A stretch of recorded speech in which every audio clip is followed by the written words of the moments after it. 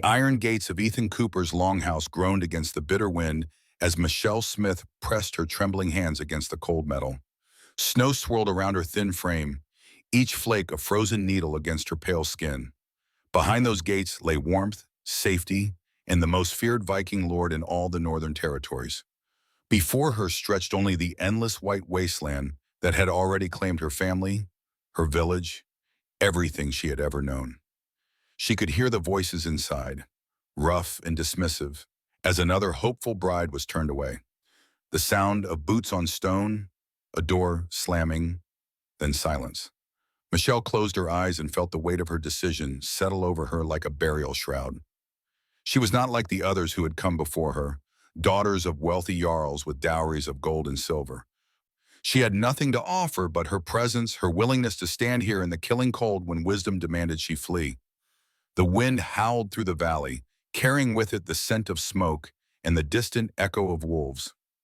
Michelle's breath formed small clouds in the frigid air as she raised her hand to knock. 3 times she struck the gate, each sound sharp and final in the winter silence. Then she waited, her heart hammering against her ribs like a caged bird, desperate for freedom. When the gate finally opened, she found herself staring into the coldest blue eyes she had ever seen. Ethan Cooper stood before her, tall and broad-shouldered, his dark hair streaked with premature silver despite his 30 years. Scars traced pale lines across his weathered face, telling stories of battles fought and won. His expression held no warmth, no curiosity, only the weary resignation of a man who had grown tired of disappointing others. "You should leave," Dai said, his voice carrying the authority of one accustomed to being obeyed. "There is nothing for you here." Michelle felt her courage waver like a candle flame in the wind, but she did not step back. "I have nowhere else to go."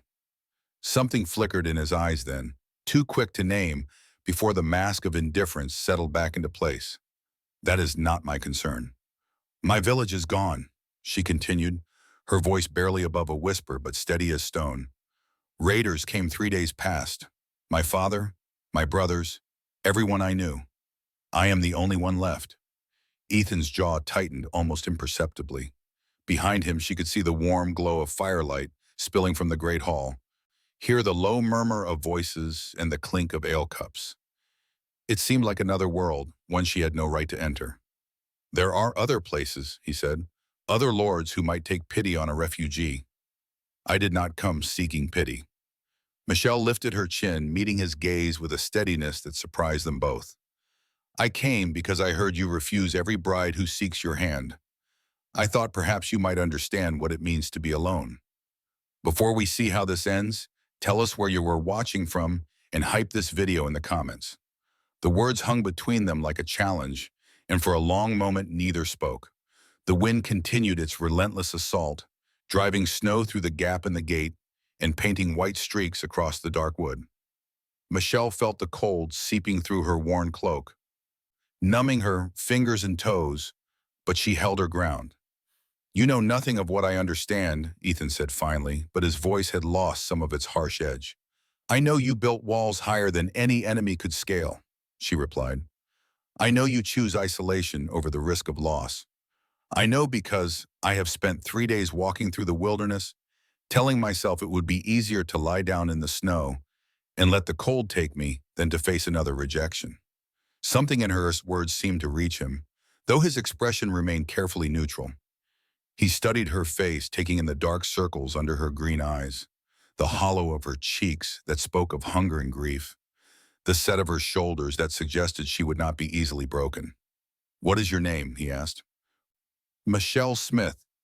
And what makes you think I would want a bride who comes to me with nothing but the clothes on her back and a tale of woe?" Michelle felt a spark of something that might have been anger or might have been hope. "Because I am not asking you to want me. I am asking you to let me prove that I can be useful. I can cook, clean, tend wounds, manage a household. I ask for nothing but shelter and the chance to earn my place." Ethan stared at her for what felt like an eternity, his blue eyes unreadable in the flickering torchlight. Snow continued to fall around them, each flake a small reminder of how precarious her position truly was. She could feel the cold working its way deeper into her bones, but she refused to shiver. refused to show any sign of weakness that might give him reason to turn her away. "You speak of earning your place," he said slowly. "Do you understand what that would mean in a house like mine? I am not known for gentleness or patience. My servants work hard and ask for nothing beyond their daily bread. I ask for nothing beyond that myself. And when winter passes and the spring thaws come, when other opportunities present themselves, what then? Will you disappear like smoke on the wind, leaving me to wonder why I bothered?" Michelle felt something crack open inside her chest, a wound she had been trying to keep closed since she first saw the smoke rising from her village. "Where would I go? Everyone I ever loved is dead. Every place I ever called home is ash. You speak of me leaving as if I have somewhere else to be, but this is all there is, this moment, this choice, this chance you might give me to build something new from the ruins of what was lost." The honesty in her voice seemed to surprise him. His eyes narrowed slightly, not in suspicion, but in the manner of a man trying to solve a puzzle he had not expected to encounter. "Most who come to my gate speak of love at first sight, of dreams and destiny," he said. "You speak of practicality and survival. Love is a luxury for those who have the safety to pursue it," Michelle replied. "I am not here to spin tales of romance or to pretend that marriage is anything more than a contract between two people who might find mutual benefit in each other's company. And what benefit would you find in mine? A roof over my head, food in my belly, work to occupy my hands and mind so that I do not spend every waking hour remembering what I have lost. And what benefit would I find in yours?" Michelle hesitated, knowing that her next words would determine whether she spent the night in warmth or froze to death in the wilderness. "I do not know yet, but I am willing to discover it if you are." Ethan was quiet for so long that Michelle began to think he had decided against her. The wind picked up, driving snow into her eyes and making her cloak whip around her legs like a living thing. She could no longer feel her toes, and her hands had gone numb despite being tucked inside her sleeves. "Stephen Edwards?" Ethan called over his shoulder. A man appeared in the doorway behind him, shorter and stockier than his lord, with graying hair and the weathered hands of someone who had spent his life working with tools. His eyes were kind but wary as he looked Michelle up and down. "Yes, my lord? Take Miss Smith to the kitchens. See that she is fed and given a place to sleep. Tomorrow we will see what use she might be." Stephen nodded and stepped forward, but Ethan held up a hand to stop him. His gaze fixed on Michelle once more, and she saw something in his expression that might have been warning or might have been promise. "Understand this," he said. "I offer you one night's shelter and 1 day's trial. If you prove yourself useful, you may stay. If not, you leave with enough supplies to reach the next settlement. I will not be moved by tears or pleas or any other manipulation you might attempt. Is this acceptable to you?" "Yes," Michelle said without hesitation. "Then welcome to my household, Michelle Smith. Try not to make me regret this decision." He turned and walked back into the warmth of the hall, leaving Michelle standing in the snow with Stephen Edwards. The older man smiled at her, the first genuine warmth she had encountered in days. "Come along then," he said.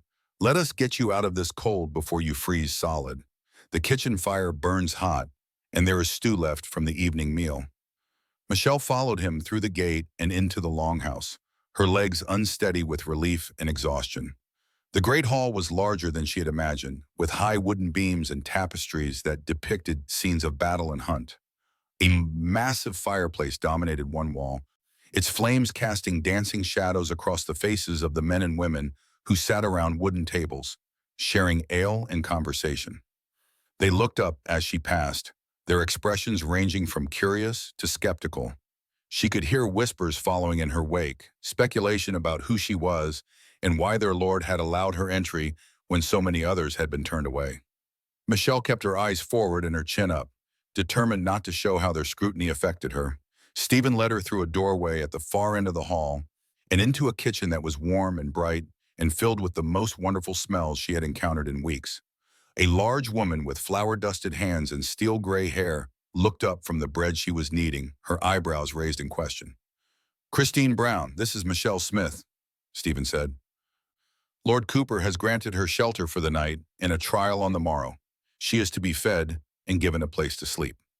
Christine looked Michelle up and down with the shrewd eyes of someone accustomed to judging character quickly and accurately. Skin and bones, she muttered. When did you last eat, child? 2 days passed, Michelle admitted. Some berries I found along the road. Christine clucked her tongue disapprovingly and bustled over to a large pot hanging over the fire. Sit, she commanded, pointing to a wooden stool near the hearth. You will eat, and then you will sleep. And in the morning we will see what you are made of. Michelle sank onto the stool gratefully, feeling warmth seep into her bones for the first time in days. Christine ladled thick stew into a wooden bowl and set it before her along with a chunk of dark bread and a cup of ale. The first spoonful nearly brought tears to her eyes, not just from hunger, but from the simple kindness of it. Slowly, Christine warned, your stomach will rebel if you eat too quickly after going so long without. Michelle forced herself to take small bites, though every instinct screamed at her to devour the meal as quickly as possible. As she ate, she became aware of the sounds around her, the crackle of the fire, the soft thud of Christine's hands working the bread dough, the distant murmur of voices from the great hall. Tell me, Christine said without looking up from her work, what skills do you possess that might be of use in a household such as this? I can cook and clean, Michelle replied between careful spoonfuls. I know how to preserve meat and vegetables for winter storage. I can sew and mend clothing, tend to minor wounds and illnesses. I helped my mother manage our household from the time I was old enough to be useful. And your family, what became of them? Michelle's spoon paused halfway to her mouth. Raiders came to our village 3 nights past. They killed everyone, burned everything. I was gathering herbs in the forest when it happened. When I returned, there was nothing left but ash and bodies. Christine's hands stilled on the bread dough. I am sorry for your loss, child. It is a hard thing to lose everyone you love in one blow. Yes, Michelle said simply, not trusting herself to say more. They worked in comfortable silence after that, Christine shaping loaves for the morning's baking while Michelle finished her meal. When the bowl was empty, Christine showed her to a small room off the kitchen where the female servants slept. It was simple but clean, with straw mattresses and wool blankets that smelled of lavender. Sleep well, Christine said. Tomorrow will come early, and Lord Cooper is not known for his patience with those who cannot keep pace. Michelle lay down on the narrow mattress and pulled the blanket up to her chin, marveling at the simple luxury of being warm and fed and safe. For the first time in days, she allowed herself to hope that she might have found a place where she could belong, at least for a while. But sleep, when it finally came, brought dreams of smoke and screaming, of familiar faces twisted in death, of the long walk through the wilderness that had brought her to this place. She woke several times in the night, disoriented and gasping, before remembering where she was and why she was there. When dawn light began to filter through the small window, Michelle was already awake, staring at the ceiling and trying to prepare herself for whatever test Ethan Cooper might devise. She had survived the night, but the real challenge was yet to come. Christine was already at work when Michelle entered the kitchen, her movements efficient and purposeful as she prepared the morning meal. She looked up as Michelle approached, taking in the dark circles under her eyes and the tension in her shoulders. Nightmares, she asked without preamble. Some, Michelle admitted. They will fade in time or at least become easier to bear. Grief is like a wound that must heal slowly, and sometimes it opens again when you least expect it. Christine handed her a wooden bucket and pointed toward a door that led outside. Fetch water from the well. The morning meal will not cook itself, and Lord Cooper expects his household to be productive from dawn to dusk. Michelle took the bucket and stepped outside into the crisp morning air. The snow had stopped falling during the night, leaving behind a world transformed into pristine white silence. The well was located in the center of the courtyard, its stone rim worn smooth by countless hands drawing water over the years. As she worked the rope and pulley, Michelle became aware of activity around her. Servants emerged from various buildings, beginning their daily tasks with practiced efficiency. Some nodded to her politely, while others watched her with undisguised curiosity. She could feel their speculation like a weight on her shoulders, but she focused on her task and tried to ignore their stares. The bucket was heavier than she had expected when full, and her arms trembled with the effort of carrying it back to the kitchen. Christine took one look at her struggle and shook her head. You are weaker than you appear, she observed. How long since you have done honest work? I worked every day in my father's house, Michelle replied, setting the bucket down with relief. But I have eaten little in recent days, and the journey here was difficult. Hmm. Christine ladled porridge into wooden bowls and set them on a tray. Take these to the great hall. The men will be gathering for the morning meal soon, and they expect their food to be hot and ready. Michelle lifted the tray, surprised by its weight, and made her way carefully to the great hall. Men were indeed gathering around the long tables, their voices low and serious as they discussed the day's plans. She moved among them quietly, setting bowls at each place and trying to remain invisible. She was nearly finished when a hand caught her wrist, stopping her mid-motion. She looked up to find herself staring into the face of a man she did not recognize, younger than most of the others, with pale hair and cold gray eyes. "What have we here?" he said, his voice carrying clearly across the hall. "A new serving wench for our entertainment?" Michelle tried to pull her wrist free, but his grip tightened. "I am here to work," she said quietly, nothing more. "Andrew Gutierrez speaks truth," another man called out. "She is pretty enough, despite being thin as a rail. Perhaps Lord Cooper has finally decided to sample the goods before choosing a bride." Laughter rippled through the hall, cruel and knowing. Michelle felt heat rise in her cheeks, but she kept her voice steady. "Please release me. I have work to finish." "Work can wait," Andrew said, pulling her closer. "Tell us, girl, what other services do you provide besides carrying bowls?" The laughter grew louder, and Michelle felt panic begin to claw at her throat. She looked around desperately, seeking help, but found only amused faces and knowing grins. Then suddenly the laughter died. "Release her!" The voice cut through the noise like a blade through silk.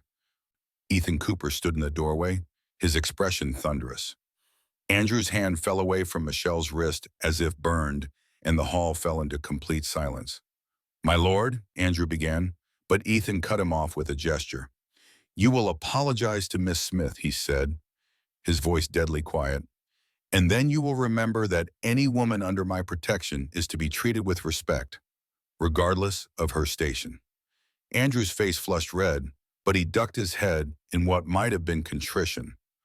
"My apologies, Miss Smith. I meant no offense." Michelle nodded stiffly, not trusting her voice. Ethan's eyes found hers across the hall, and she saw something in them that might have been approval or might have been warning. "Continue with your duties," he said. "The morning meal grows cold." Michelle finished distributing the bowls with shaking hands, acutely aware of the silence that had settled over the hall. When she was done, she retreated to the kitchen as quickly as dignity would allow, her heart still hammering against her ribs. Christine took one look at her face and frowned. "What happened?" "One of the men thought to make sport of me," Michelle replied, trying to keep her voice steady. Lord Cooper intervened. "Andrew Gutierrez, I would wager. He has wandering hands and a loose tongue.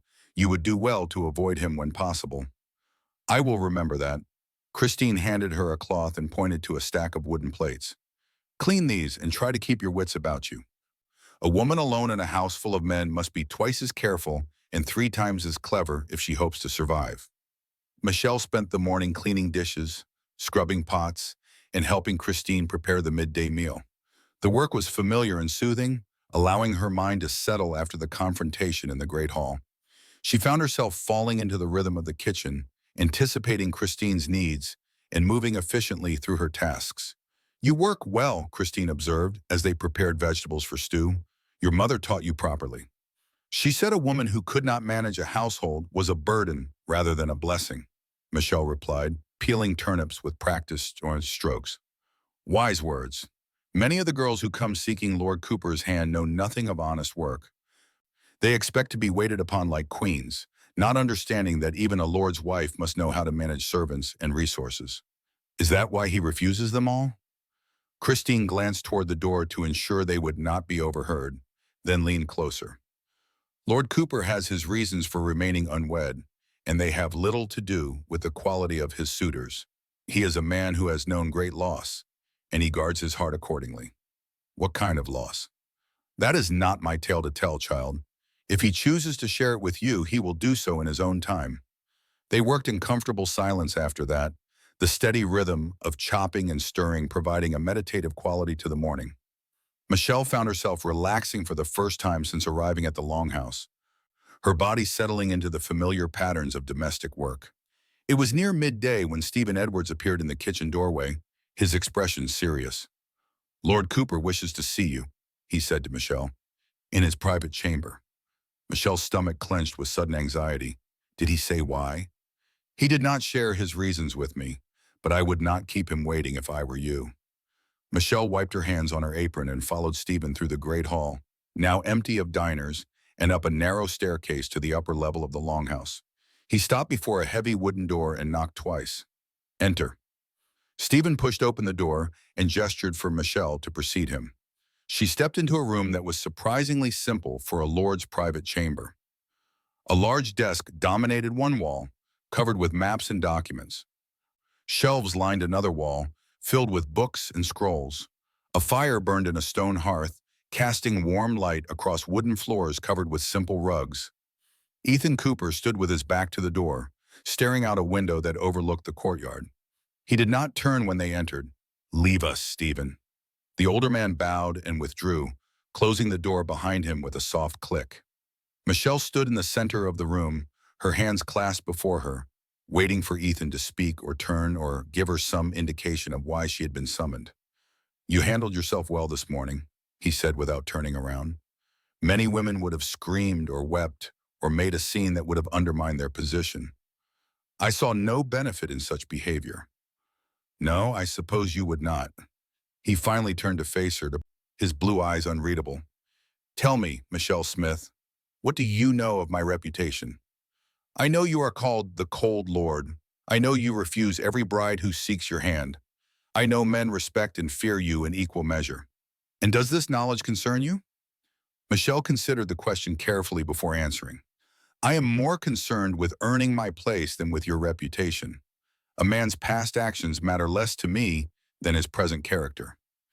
"And what assessment have you made of my present character?" "You offered shelter to a stranger in need. You protected me from unwanted attention this morning. You treat your servants fairly, based on what I have observed. These seem like the actions of an honorable man." Something flickered in his eyes, too quick to interpret. "You speak with remarkable composure for someone so young. How old are you?" 22. "And you have never been married?" "No, my lord. My father arranged a betrothal when I was 18, but the man died of fever before the wedding could take place. There were no other suitable matches in our village." "I see." Ethan moved to his desk and picked up a piece of parchment, studying it as if it contained information of great importance. "I have decided to extend your trial period. You may remain in my household for 1 month, during which time you will work under Christine's supervision in the kitchen and wherever else your skills might be needed. At the end of that time, I will decide whether to offer you permanent placement." Relief flooded through Michelle so suddenly that she felt her knees weaken. "Thank you, my lord. I will not disappoint you. See that you do not. The work will be hard, and I expect complete dedication from those in my service. You will rise before dawn and work until the evening meal is served. You will conduct yourself with propriety at all times and avoid any behavior that might bring shame upon my household." "I understand." "Do you, because I suspect you do not fully comprehend what you have committed yourself to. This is not a temporary refuge, Michelle Smith. If you prove yourself worthy of permanent placement, you will be bound to my service for as long as I require it. You will have no freedom to leave without my permission, no opportunity to seek other arrangements. Is this truly what you want?" Michelle met his gaze steadily, seeing the challenge in his eyes and the test behind his words. He was offering her security, but at a price that would bind her to his household indefinitely. It was not the life she had imagined for herself as a young girl, dreaming of marriage and children and a home of her own. But those dreams had died with her family, buried beneath the ash of her village. "I want to belong somewhere," she said quietly. "I want to wake each morning with purpose and go to sleep each night knowing that I have earned my place in the world. If that means binding myself to your service, then yes, that is what I want." Ethan studied her face for a long moment, as if searching for signs of doubt or deception. Whatever he found there seemed to satisfy him because he nodded once and set the parchment aside. Very well. Return to the kitchen and inform Christine of our arrangement.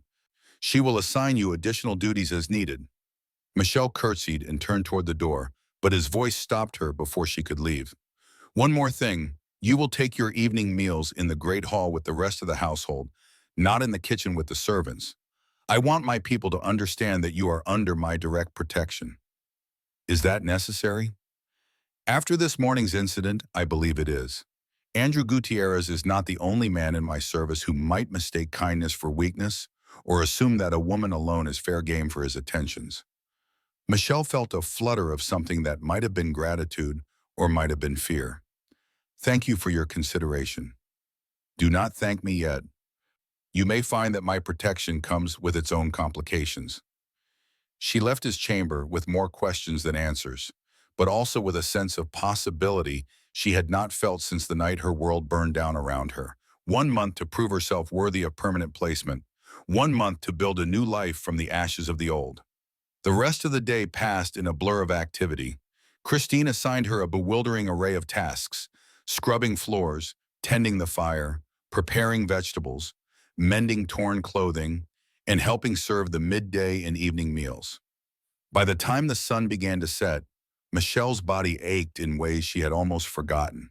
But it was the good ache of honest work rather than the hollow pain of grief and desperation. When the evening meal was ready, she found herself seated at one of the long tables in the great hall, surrounded by men and women who regarded her with varying degrees of curiosity and acceptance. The food was simple but plentiful, and the conversation flowed around her like a river she was only beginning to understand. Ethan Cooper sat at the high table, presiding over the meal with quiet authority. Occasionally, his eyes would find hers across the hall, but his expression remained neutral, giving nothing away. Michelle found herself studying his face when she thought he was not looking, trying to read the man behind the carefully maintained facade. "You are staring," said a voice beside her. Michelle turned to find a woman roughly her own age watching her with amused eyes. She had dark hair braided with silver threads and the calloused hands of someone who worked with weapons. "I am Elizabeth Gutierrez," the woman continued, "Andrew's sister, though I hope you will not hold that against me. My brother can be an ass, but he is not entirely without redeeming qualities. Michelle Smith, and I try not to judge people by their relatives' behavior. Wise policy. Tell me, what brings you to our Lord's table? It has been some time since we have had a new face among us." Michelle hesitated, uncertain how much of her story she should share. "I lost my family recently. Lord Cooper has offered me a place in his household." "Ah." Elizabeth's expression softened with understanding. "I am sorry for your loss. It is a hard thing to start over with nothing but the clothes on your back. You speak as if from experience." "In a way, I suppose I do. I came here 5 years ago, fleeing an arranged marriage to a man who thought his fists were an appropriate way to express displeasure. Lord Cooper offered me sanctuary and a place among his warriors." Michelle looked at the sword hanging at Elizabeth's side with new respect. "You are a fighter?" "I am many things. Fighter, scout, sometimes diplomat, when the situation calls for a woman's touch. Lord Cooper values skill over tradition, which makes him unusual among the lords of this region. And you have been happy here?" Elizabeth considered the question while taking a sip of her ale. "Happy is perhaps too simple a word. I have found purpose here in safety, in companions who respect my abilities. Some days that feels like happiness, and others it feels like something else entirely. But it is better than what I left behind, and that is enough." Their conversation was interrupted by the sound of raised voices from the high table. Michelle looked up to see a man she did not recognize, speaking urgently to Ethan Cooper, his face flushed with excitement or alarm. "What is it?" she asked Elizabeth. "Jeffrey Adams, one of our scouts. He looks as though he brings news of some importance." The scout's voice carried clearly across the hall as the other conversations died away. "The raiders who struck the villages to the south are moving north, my lord. They will likely reach our borders within 2 days." A murmur ran through the hall, part excitement and part concern. Michelle felt her blood turn to ice as memories of smoke and screaming flooded back. "How many?" Ethan asked. his voice calm despite the gravity of the news. Perhaps 50 men, well armed and mounted. They have been burning everything in their bomb, taking what they can carry and destroying the rest. The same group that struck Millbrook? Michelle's hands clenched into fists at the mention of her village's name. Elizabeth noticed her reaction and placed a steadying hand on her arm. The very same, my lord. They show no signs of slowing or changing course. Ethan was quiet for a moment, his eyes distant as he considered options and strategies. When he spoke again, his voice carried the authority of absolute command. We will not wait for them to come to us. Tyler Jones, gather the men and prepare for departure at first light. We ride to meet these raiders before they can threaten any more innocent lives. Yes, my lord. Tyler Jones, a grizzled veteran with steel-gray hair, rose from his seat and began issuing orders to the other warriors. Elizabeth, I want you to take a small group and scout ahead. Find their exact position and numbers, but do not engage. Report back by midday tomorrow. Understood. Elizabeth squeezed Michelle's arm gently. I must go prepare. Try not to worry too much. Lord Cooper has never lost a battle, and he does not intend to start now. As Elizabeth left to gather her gear, Michelle found herself alone with her thoughts and fears. The raiders who had destroyed her life were coming here, to this place that had offered her sanctuary. The symmetry of it felt like cruel fate, as if she were doomed to lose everything she cared about over and over again. You look as though you have seen a ghost. Michelle looked up to find Ethan Cooper standing beside her table, his expression unreadable in the flickering torchlight. In a way, I suppose I have, she replied. Those are the same men who killed my family. I suspected as much, given your reaction to Jeffrey's report. Does the thought of facing them again frighten you? Michelle considered the question carefully. Yes, she said finally, but not in the way you might think. I am not afraid of them hurting me. I am afraid of what I might do if given the chance for revenge. Ethan's eyes sharpened with interest. And what would you do? I do not know. That is what frightens me. He studied her face for a long moment, as if seeing something there he had not noticed before. Come with me, he said. He said partly, there is something I want to show you. Michelle followed him from the great hall and up the stairs to his private chamber. But instead of stopping there, he continued up another flight of stairs to a door she had not seen before. He produced a key from his belt and unlocked it, revealing a narrow staircase that led up into darkness. Where are we going? To the top of the tower. I find it helps to see things from a higher perspective when facing difficult decisions. They climbed the stairs in silence, their footsteps echoing off the stone walls. At the top, Ethan pushed open another door and stepped out onto a circular platform surrounded by low stone walls. The view was breathtaking, even in the darkness. The valley spread out below them like a map, dotted with the lights of distant settlements and crossed by silver ribbons of streams. This is where I come when I need to think, Ethan said, moving to stand beside the wall. From here, you can see the full scope of what must be protected.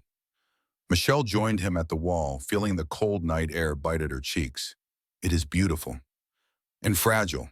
Every light you see represents families, children, people who depend on others to keep them safe from those who would do them harm. Like the raiders. Like the raiders, yes, but also like ambitious lords, greedy merchants, and anyone else who sees weakness as an opportunity for profit. They stood in comfortable silence for a while, watching the stars wheel overhead and listening to the distant sounds of the night. Michelle found herself relaxing despite the weight of the day's revelations, soothed by the vastness of the sky and the steady presence of the man beside her.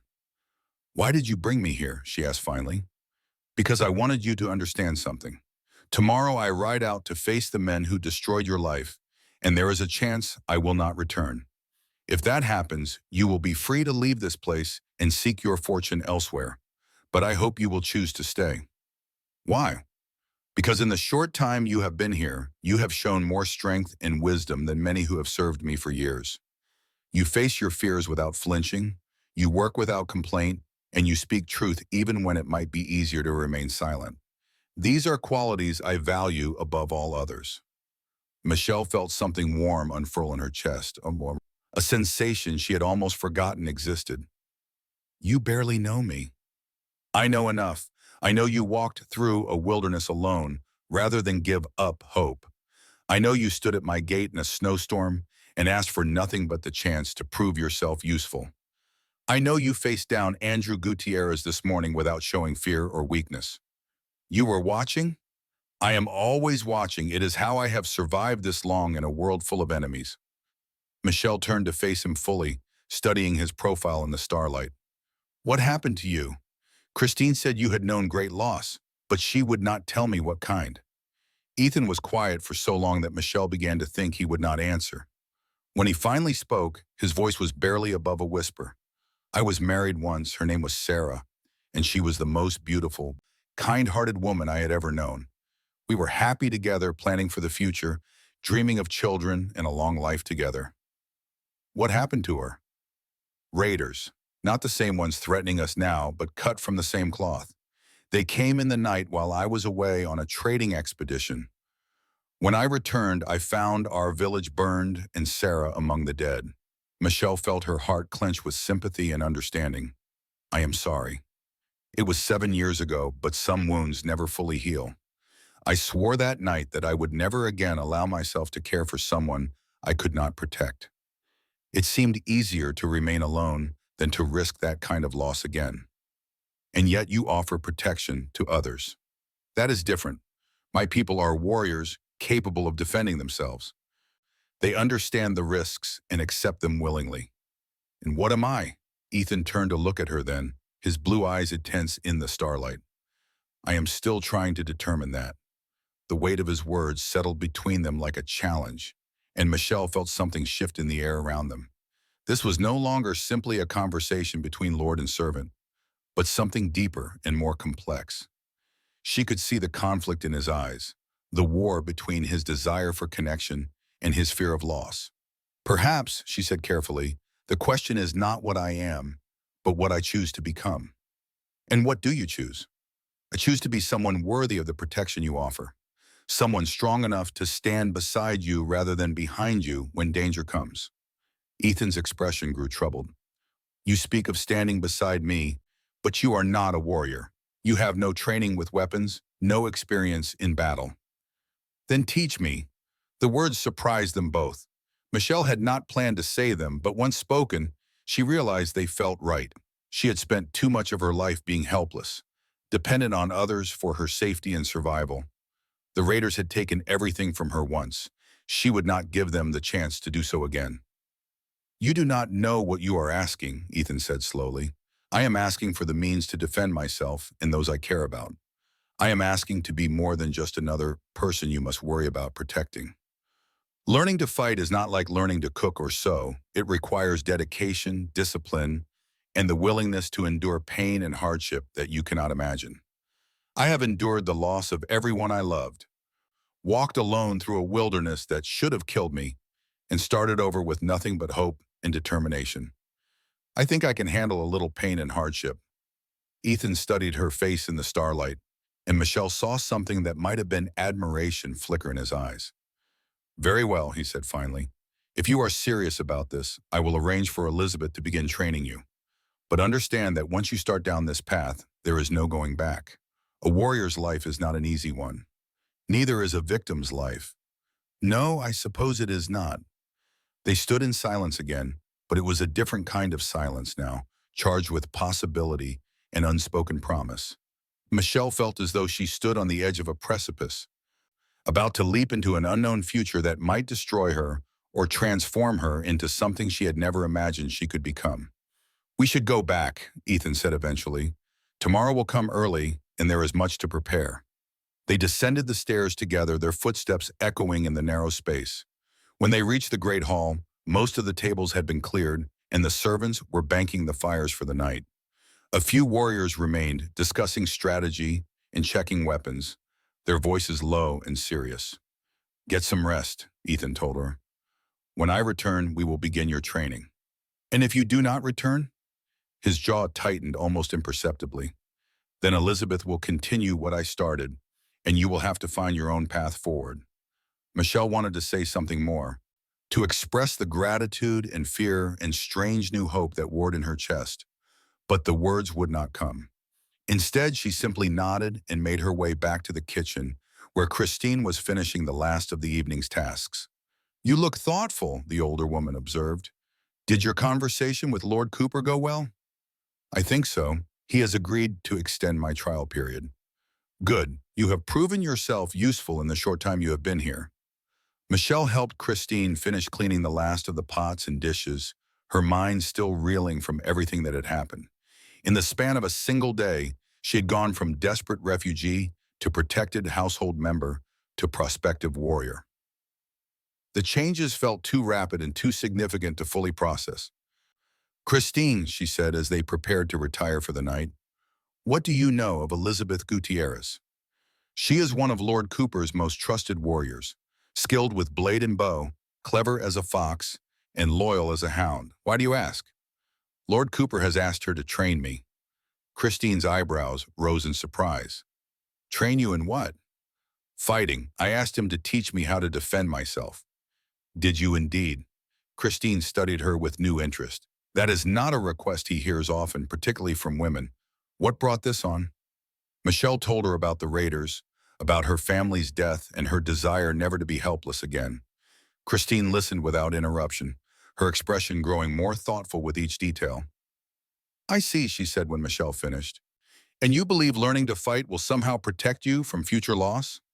"I believe it will give me a chance to fight back instead of simply enduring whatever fate decides to inflict upon me." "Fighting back is not always the answer, child. Sometimes survival requires knowing when to bend rather than break. And sometimes it requires knowing when to stand and fight rather than run and hide." Christine smiled, the first genuine smile Michelle had seen from her. "You may be right at that. Very well. If Lord Cooper believes you are ready for such training, then I will support his decision. But remember that strength comes in many forms, and the ability to wield a sword is only one of them." That night, Michelle lay awake listening to the sounds of preparation drifting up from the courtyard below. Men were checking weapons, tending to horses, and making the thousand small preparations necessary before riding into battle. The sounds were both comforting and terrifying, a reminder that she was now part of something larger than herself. She thought about Ethan Cooper standing on the tower, looking out over the valley he had sworn to protect. She thought about Elizabeth Gutierrez, who had fled an unwanted marriage and found purpose as a warrior. She thought about her own family, dead and buried beneath the ash of their village, and the choice she now faced between safety and strength. When sleep finally came, it brought dreams not of smoke and death, but of steel and fire, of standing on a battlefield with a sword in her hand, and the knowledge that she would never again be helpless in the face of those who would do her harm. Dawn came gray and cold, with frost painting the windows and a bitter wind howling down from the mountains.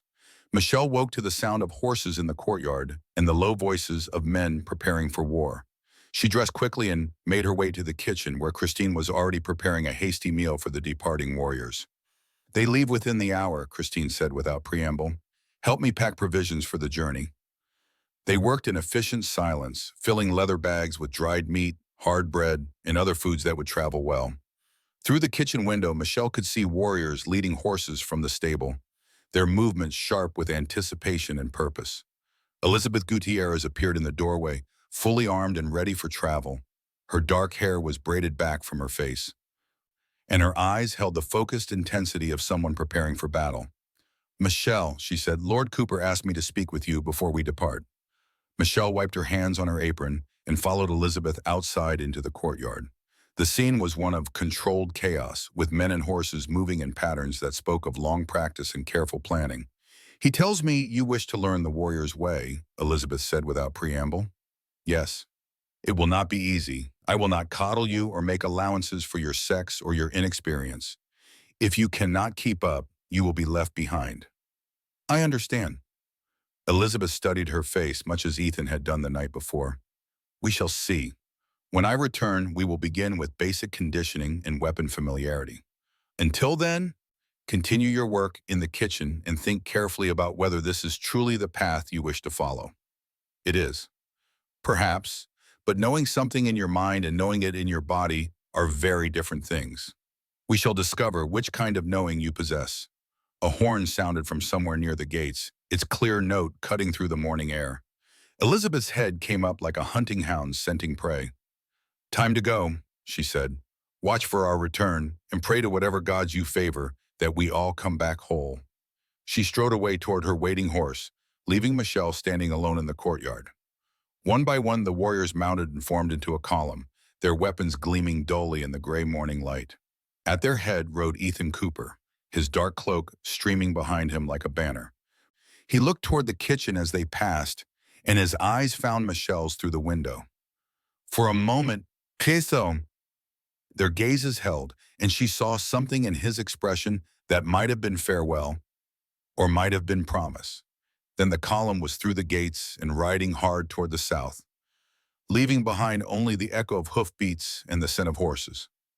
Michelle stood at the window long after they had disappeared from sight, her hand pressed against the cold glass and her heart hammering with emotions she could not name. Fear for their safety, certainly, but also something else. A sense that when they returned, if they returned, nothing would ever be the same again. "Come away from the window," Christine said gently. "There is work to be done, and worry will not bring them home any sooner." The next 2 days passed in a haze of routine tasks and anxious waiting. Michelle threw herself into her work with desperate intensity, scrubbing floors until they gleamed, mending every torn garment she could find, and helping Christine prepare meals for a household that seemed strangely empty without its warriors. The other servants went about their duties with the same focused energy, but Michelle could see the tension in their movements, hear it in their voices when they thought no one was listening. This was not the first time their lord had ridden out to face danger, but that did not make the waiting any easier. On the evening of the second day, as Michelle was helping Christine prepare the evening meal, a horn sounded from the watchtower. Not the single blast that signaled routine arrivals, but the three long notes that meant the warriors were returning. Michelle dropped the wooden spoon she had been holding and ran for the door, Christine close behind her. They reached the courtyard just as the gate swung open to admit the returning column. Michelle's heart leaped as she saw Ethan Cooper at their head, alive and apparently unharmed, but her relief was tempered by the sight of several empty saddles and men slumped over their horses' necks. The battle had been won, but at a cost. Elizabeth Gutierrez rode near the rear of the column, her left arm bound in a crude sling, but her back straight with pride. She caught sight of Michelle and nodded once, a gesture that seemed to say both "I told you so" and "Welcome to the warrior's world." As the horses were led away and the wounded were helped to the infirmary, Michelle found herself face to face with Ethan Cooper once again. He looked older than when he had left, his face marked by exhaustion and something that might have been grief. "My lord," she said, uncertain what words might be appropriate. "We found them," he said simply. "They will trouble no more villages." "And the cost?" "3 dead, 7 wounded. It could have been worse." Michelle nodded, understanding that this was both victory and tragedy, as all battles seem to be. "Is there anything I can do to help?" Ethan looked at her for a long moment, and she saw something shift in his expression. "Yes," he said finally. "You can keep the promise you made on the tower. Tomorrow your training begins."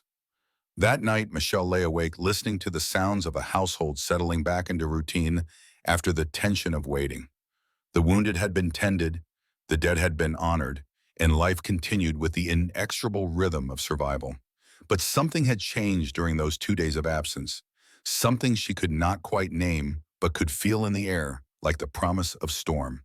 When morning came, she rose before dawn and made her way to the kitchen as usual, but Christine was waiting for her with an unexpected announcement. "You are relieved of kitchen duties for the morning," she said. "Elizabeth Gutierrez has requested your presence in the training yard." Michelle felt her stomach clench with nervous anticipation. "Already?" Warriors do not wait for convenient moments to begin their preparation. Neither should you.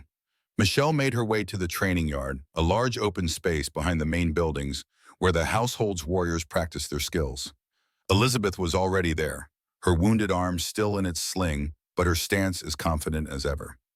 "You came," she said when Michelle approached. "I wondered if you might change your mind after seeing the cost of battle." "The cost of not being able to fight is higher," Michelle replied. "We shall see. Remove your cloak and shoes. We begin with movement." For the next hour, Elizabeth put Michelle through a series of exercises designed to test her balance, flexibility, and endurance.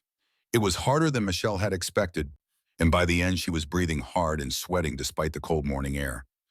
"You are weak," Elizabeth observed without malice, "but not as weak as I feared. Your balance is good, and you do not give up easily. These are qualities that can be built upon.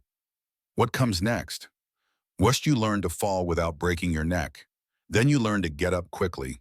Then you learn to avoid falling in the first place." They spent the rest of the morning practicing basic tumbling and recovery techniques, with Michelle hitting the hard-packed earth of the training yard more times than she cared to count. Each fall sent jarring pain through her body, but she gritted her teeth and struggled back to her feet, determined not to show weakness. "Enough for today," Elizabeth said finally. "Your body needs time to adjust to this new demand. Tomorrow we will continue." Michelle limped back to the kitchen, every muscle aching and her pride somewhat battered. Christine took one look at her and shook her head. "You look as though you have been trampled by horses." "I feel worse than that. It will get easier, or perhaps you will simply become accustomed to the pain. Either way, the result is the same."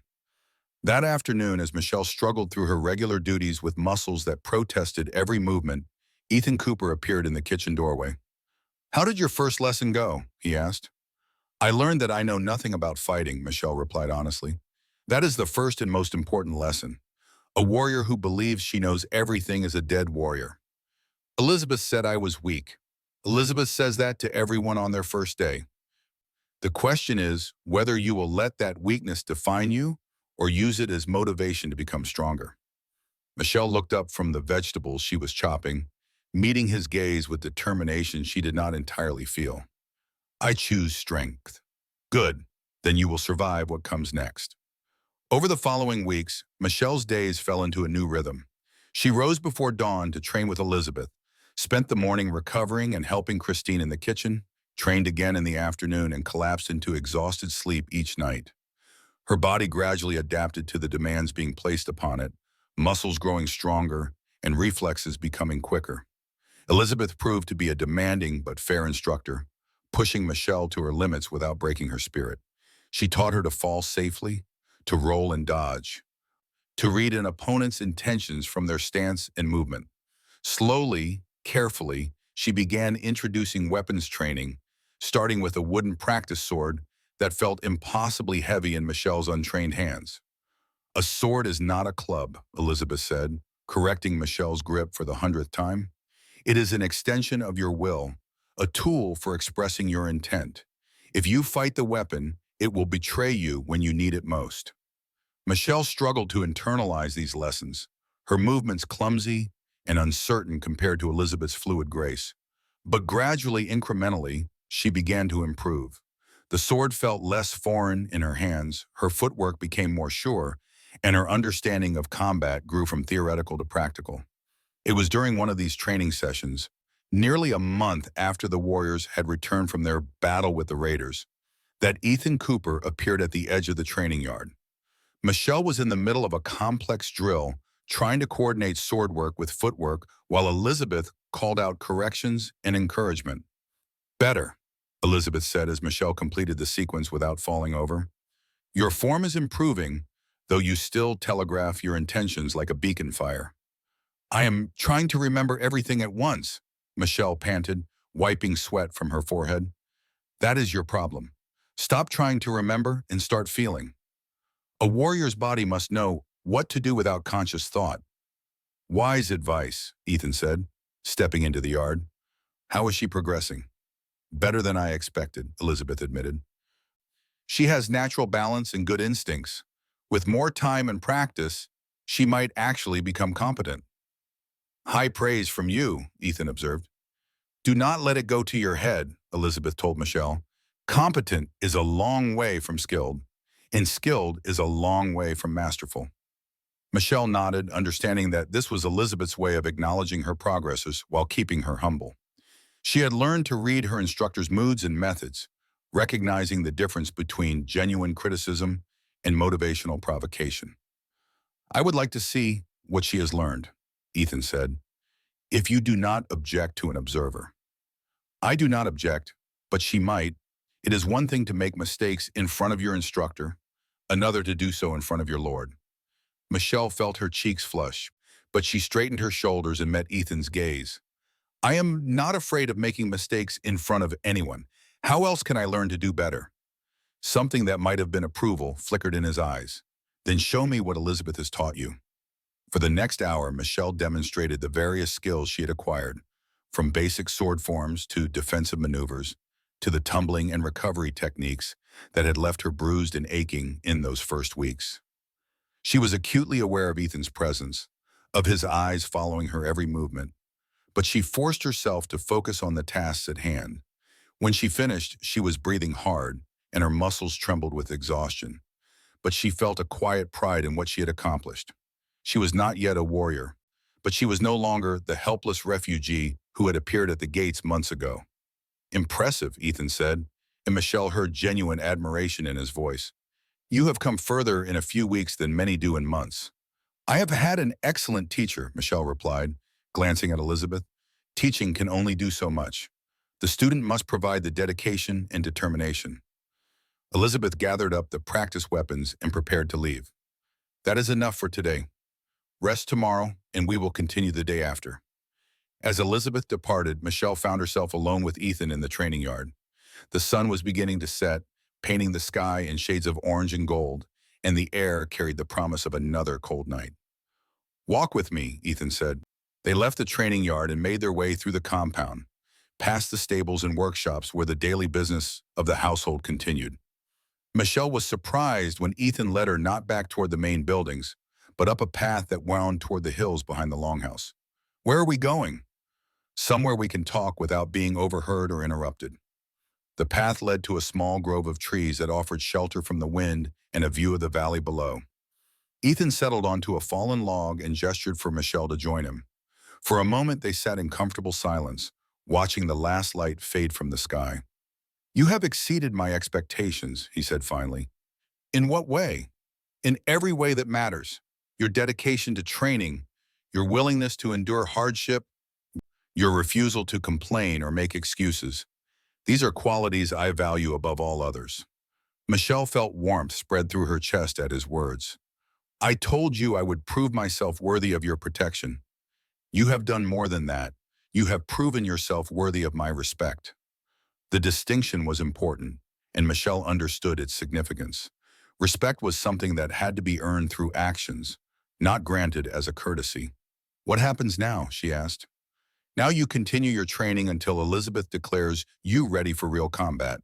Then you take your place among my warriors, if that is still what you want. It is. Even knowing what it might cost, you have seen what battle does to people, the wounds it leaves both on the body and in the spirit. Michelle thought of the men who had returned from the fight with the raiders, of the 3 who had not returned at all, of the look in Ethan's eyes when he spoke of his dead wife. I have also seen what happens to people who cannot defend themselves, she said. The raiders who killed my family faced no meaningful resistance. They burned and murdered at will because no one could stop them. I would rather die fighting than live as prey. Ethan nodded slowly, understanding passing between them without need for further words. They had both lost people they loved to violence, both chosen to respond by becoming stronger rather than by hiding from the world. There is something else we need to discuss, he said. Your status in my household. What about it? When you first came here, I offered you a place as a servant, but servants do not train as warriors, and warriors are not servants. If you are to continue on this path, your position must change. Michelle felt a flutter of uncertainty. Change how? You would become a member of my personal guard. I am guard, with all the privileges and responsibilities that entails. You would take an oath of loyalty to the protection of this household. In return, you would be provided with proper weapons and armor, a warrior's share of any spoils taken in battle, and a voice in the councils where strategy is planned. The offer was more than Michelle had dared to hope for, but she sensed there was more to it than he was saying. What are you not telling me? Ethan's mouth quirked in what might have been a smile. You have learned to read people as well as you have learned to fight. Very well. The truth is that accepting such a position would bind you to my service even more completely than before. A warrior's oath is not easily broken. and the penalties for betrayal are severe. And, and it would mean giving up any hope of a normal life, marriage, children, a home of your own. Warriors in my service belong first and always to the defense of this household. Michelle felt something twist in her chest at his words, a sense of doors closing and possibilities disappearing. But when she examined the feeling more closely, she realized it was not grief for what she would be giving up, but relief at having a clear path forward. I understand, she said, and I accept. Just like that? No need to think it over. No questions about the details? What is there to think about? You are offering me everything I have wanted since the night my village burned. Purpose, belonging, the means to ensure that what happened to my family never happens to anyone else under my protection. Ethan studied her face in the gathering darkness, and Michelle saw something in his expression that she had not seen before. Not just approval or respect, but something deeper and more complex. Very well, he said finally. When Elizabeth declares you ready, we will hold the ceremony. Until then, continue your training and prepare yourself for what is to come. They made their way back to the longhouse in comfortable silence, each lost in their own thoughts. Michelle felt as though she stood on the threshold of a new life, one that bore no resemblance to anything she had imagined for herself as a young girl. But it was a life she had chosen freely, shaped by her own decisions and earned through her own efforts. The ceremony took place on a cold morning in early spring, when the first green shoots were beginning to push through the last patches of snow. Elizabeth had declared Michelle ready the day before, after a final test that had left them both exhausted but satisfied. The entire household gathered in the great hall, warriors and servants alike forming a circle around the central fire. Ethan Cooper stood at the head of the circle, dressed in his finest clothes and bearing the ancient sword that had belonged to his father and grandfather before him. Michelle knelt before him, wearing simple but well-made clothing that marked her new status. In her hand she held a sword of her own, forged by the household smith according to her measurements and fighting style.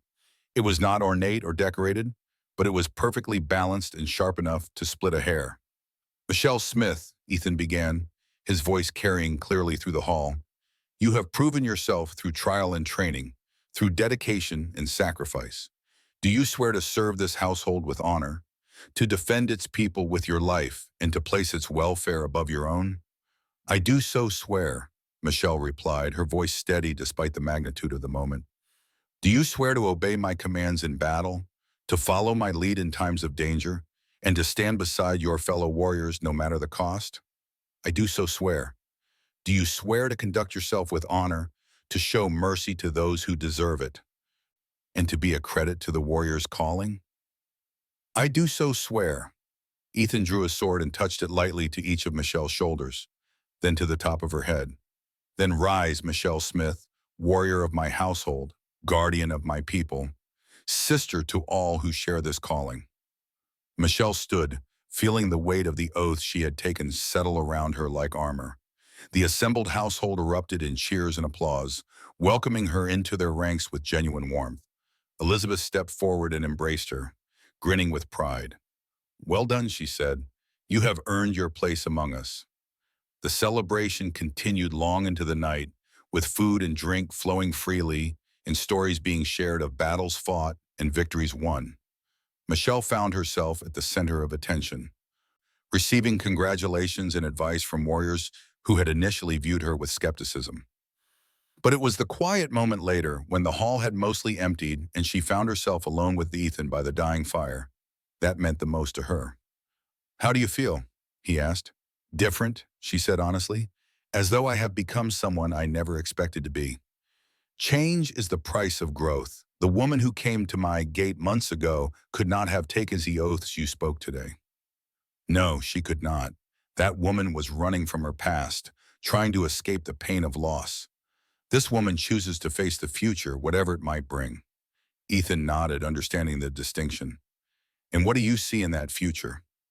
Michelle looked around the great hall, taking in the tapestries and weapons that decorated the walls.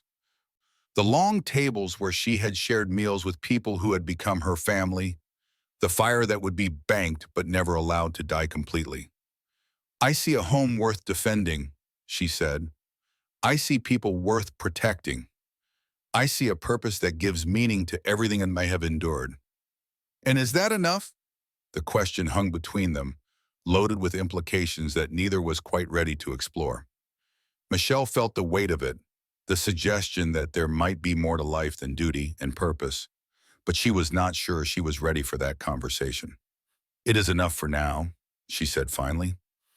Ethan accepted her answer without argument, but she saw something in his eyes that suggested the topic would arise again when she was ready to face it. The weeks that followed brought new challenges and responsibilities. As a sworn warrior, Michelle was expected to participate in patrols, stand guard duty, and contribute to the planning of defensive strategies. She threw herself into these tasks with the same dedication she had shown to her training, earning the respect of her fellow warriors through competence and reliability. It was during one of these patrols, as she rode through the valley with Tyler Jones and two other warriors, that they encountered the first sign of new trouble brewing. A merchant caravan had been attacked on the main road, its goods scattered and its guards killed.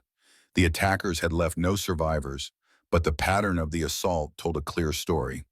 Bandits, Tyler said, examining the scene with professional interest.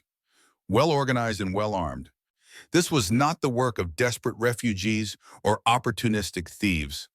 Michelle studied the scattered goods and overturned wagons, her mind working to piece together what had happened. They knew exactly what they were looking for, she observed. See how they ignored the cheaper goods and focused on the valuable items? This was planned. Agreed. The question is whether this was an isolated incident or the beginning of something larger. They returned to the longhouse with news of the attack, and Ethan immediately called a council of his senior warriors. Michelle found herself included in these discussions for the first time, her insights valued despite her relative inexperience. The timing is suspicious, Jeffrey Adams reported. This is the third merchant caravan attacked in as many weeks, all on different roads but following the same pattern. Someone is organizing the local bandits, Andrew Gutierrez suggested, turning scattered criminals into a coordinated threat. But who? Elizabeth asked, and why now? It was Michelle who provided the answer, her understanding of the broader political situation informed by conversations she had overheard and observations she had made. Lord Blackwood, she said quietly. The room fell silent, all eyes turning to her. Lord Blackwood was a neighboring lord known for his ambition and his willingness to use underhanded methods to achieve his goals. Explain, Ethan said. He has been testing our defenses for months, sending scouts and traders who ask too many questions. He knows that direct assault would be costly and might fail, but if he can disrupt trade, make the roads unsafe, and force merchants to seek protection elsewhere, he weakens our economic base while strengthening his own. And once we are weakened enough, Tyler continued, following her logic, he moves in with an offer of alliance that is really a demand for submission. Ethan leaned back in his chair, his expression thoughtful. It is a sound strategy, assuming he can maintain control over the bandits he is using. The question is how we respond, Elizabeth said. Do we hunt down the bandits piecemeal, or do we strike at the source? Both, Michelle said, surprising herself with her boldness. We cannot allow the attacks to continue, but we also cannot ignore the larger threat. What do you propose? Ethan asked. Michelle felt the weight of attention from the assembled warriors, but she forced herself to speak clearly and confidently. We organize our own patrols to protect the trade routes, making it clear that merchants are safe under our protection. At the same time, we gather intelligence on Lord Blackwood's activities and prepare for the larger confrontation that is surely coming. A two-pronged approach, Tyler mused. It has merit, but it will stretch our resources thin. Better to be stretched thin than to be caught unprepared, Michelle replied. The council continued for another hour, working out the details of patrol schedules and intelligence gathering. When it finally ended, Michelle found herself walking beside Ethan as they left the chamber. You spoke well in there, he said. Your insights were valuable. I hope I did not overstep my bounds. I am still new to this. A warrior who cannot think as well as fight is of limited use. You demonstrated both qualities today. They had reached the door to Michelle's quarters, and she paused with her hand on the latch. Ethan, she said, then stopped, uncertain how to continue. What is it? When this is over, when we have dealt with Lord Blackwood, and secured the trade routes, what then? Do we simply wait for the next threat to emerge? Ethan was quiet for a moment, considering her question. That is the nature of leadership, he said finally. There is always another threat, another challenge, another decision that must be made. The peace we fight for is not a destination, but a temporary respite between battles. And you do not grow tired of it? The constant vigilance, the weight of responsibility? I grow tired of many things, but I have learned that the alternative to bearing these burdens is to watch others suffer under them instead. Michelle nodded, understanding that this was as close as he would come to admitting the loneliness and isolation that came with command. She wanted to say something more, to offer comfort or companionship, but the words seemed inadequate to the moment. "Good night, Ethan," she said instead. "Good night, Michelle." The next morning brought news that changed everything. A messenger arrived at dawn, his horse lathered with sweat and his face grim with exhaustion. He bore a message from one of the smaller settlements in the valley, a desperate plea for help that sent ice through Michelle's veins. Lord Blackwood had abandoned subtlety. His forces were moving openly now, not content to hide behind bandit raids and economic pressure. They had attacked the village of Millhaven during the night, burning homes and taking hostages. The survivors who had escaped into the hills reported seeing a force of at least 100 men, well-armed and organized. "He means to force our hand," Ethan said grimly as he read the message aloud to his assembled warriors.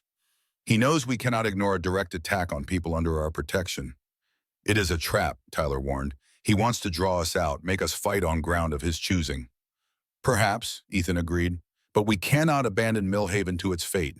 If we do nothing, every other settlement in the valley will know that our protection is worthless." Michelle felt her heart racing as she listened to the discussion that followed. This was what she had trained for, what she had sworn an oath to do.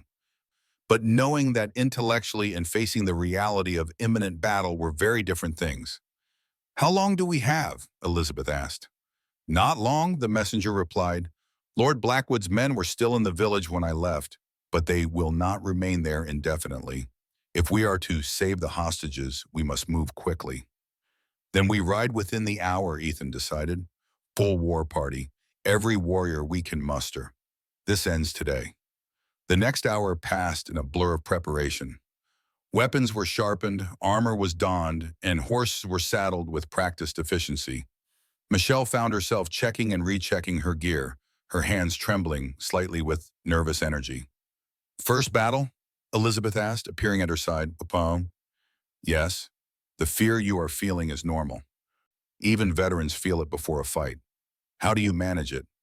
You do not manage it, you use it. Fear keeps you alert, makes you careful. The warriors who claim to feel no fear are either lying or too stupid to understand the danger they face." Michelle nodded, taking comfort in Elizabeth's matter-of-fact approach to the situation. Around them, other warriors were making their final preparations, their movements economical and purposeful. Michelle, bushy Gaya. She turned to find Ethan approaching, his own armor gleaming in the morning light. He looked every inch the warrior lord, but she could see the weight of command in his eyes. "Yes? I want you to stay with the reserves during the initial assault. Watch, learn, but do not engage unless absolutely necessary." Michelle felt a flash of disappointment, but she forced herself to nod. "I understand.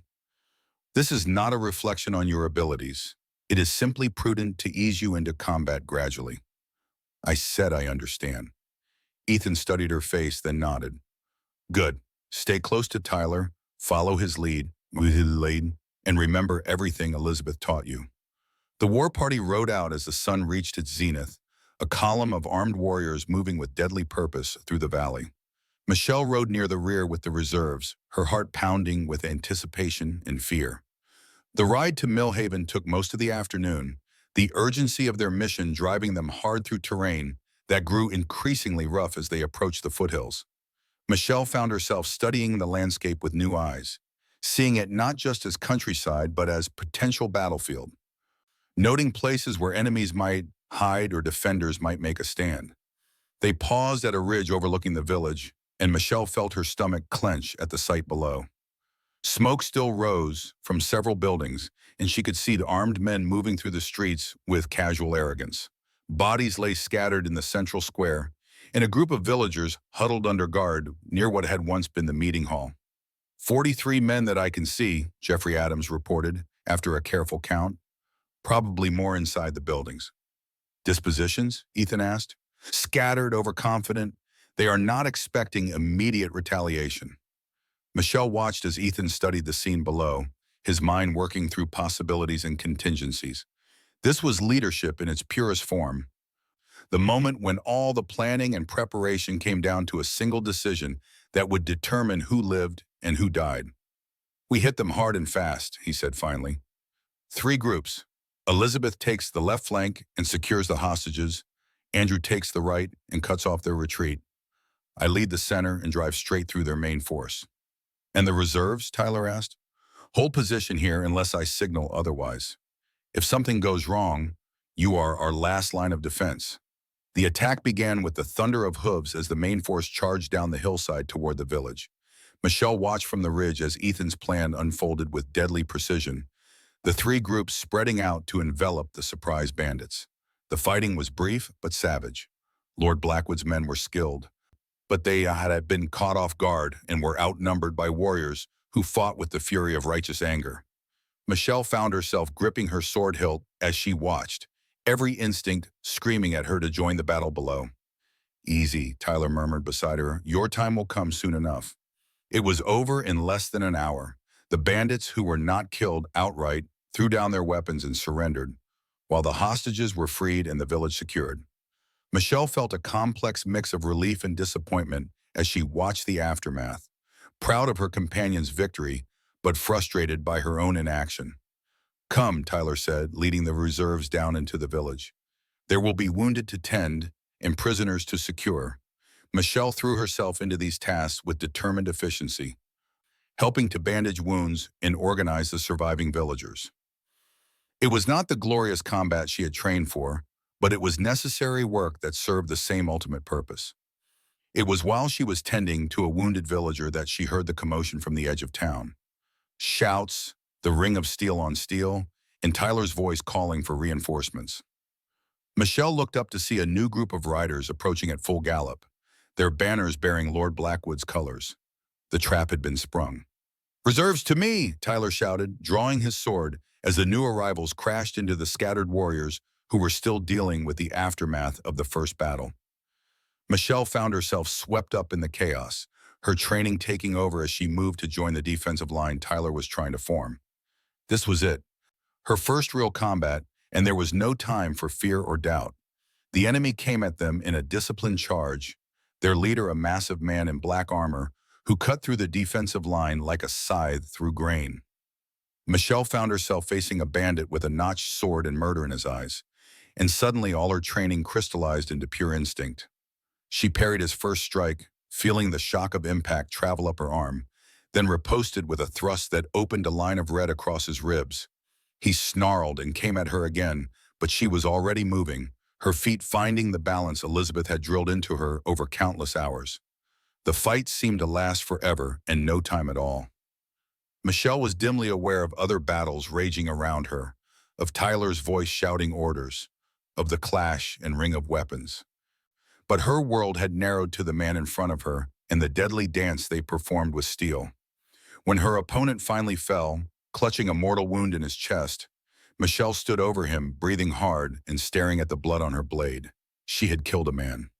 The knowledge should have horrified her, but instead she felt only a grim satisfaction. Michelle, Elizabeth's voice cut through her reverie, and she looked up to see her instructor fighting desperately against 2 opponents at once. Without thinking, Michelle ran to help, her sword taking one of the attackers in the back before he realized she was there. Thank you, Elizabeth gasped, finishing off the second man with a stroke to the neck. How many more? Too many. We need to regroup. Find Ethan. They fought their way through the chaos toward the center of the village, where Michelle could see Ethan's banner still flying. But the situation was deteriorating rapidly, the surprise attack having caught them scattered and unprepared. It was then that Michelle saw him, Lord Blackwood himself, identifiable by his distinctive armor and the way other fighters gave him room to work.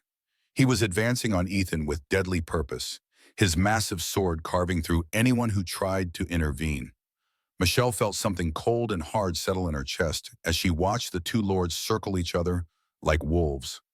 This was the moment that would determine everything, the single combat that would decide the fate of everyone in the valley. Ethan was skilled, but he was also exhausted from the earlier battle and outnumbered by enemies who pressed close on all sides. Michelle could see that he was being driven back, forced onto the defensive by Blackwood's relentless assault. She started toward them, but Elizabeth caught her arm. "No, this is not your fight, It is everyone's fight," Michelle replied, shaking off her instructor's grip. She pushed through the press of bodies, her sword clearing a path toward the two lords. She could hear Elizabeth calling after her, but the sounds seemed to come from very far away. All that mattered was reaching Ethan before Blackwood's superior size and strength could tell. She arrived just as Ethan stumbled, his foot catching on a fallen body. Blackwood raised his sword for the killing blow, triumph written across his scarred face.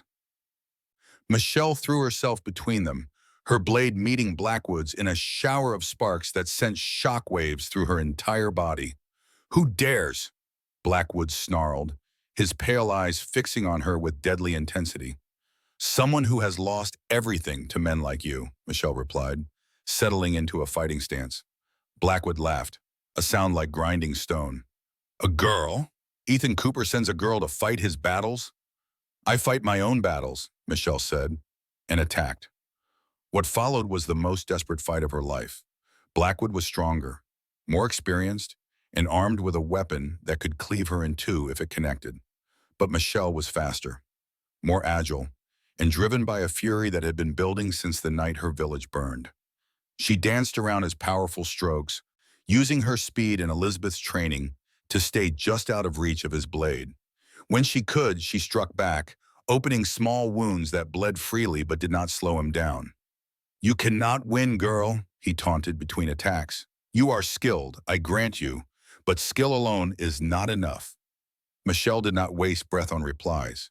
She could feel her strength beginning to flag, her movements becoming less precise as exhaustion took its toll. Blackwood sensed it too, and his attacks became more aggressive, driving her back toward the wall of a burning building. It was then that she remembered something Elizabeth had taught her about fighting larger opponents. Sometimes the only way to win was to take a calculated risk that your enemy would not expect. As Blackwood raised his sword for what he clearly intended to be the final blow, Michelle dropped to one knee and drove her blade upward with all her remaining strength. The point took him just below the edge of his armor, sliding between his ribs to find his heart. For a moment, they stayed frozen in that position, predator and prey locked together in the ultimate embrace. Then Blackwood's eyes went wide with shock, and he toppled backward, his sword falling from nerveless fingers. Michelle knelt beside his body, her own sword still buried in his chest, and felt something inside her break open like a dam. All the grief and rage and desperate hope she had carried since that night in the forest came pouring out in great, wrenching sobs. Strong hands lifted her to her feet, and she found herself looking into Ethan's face.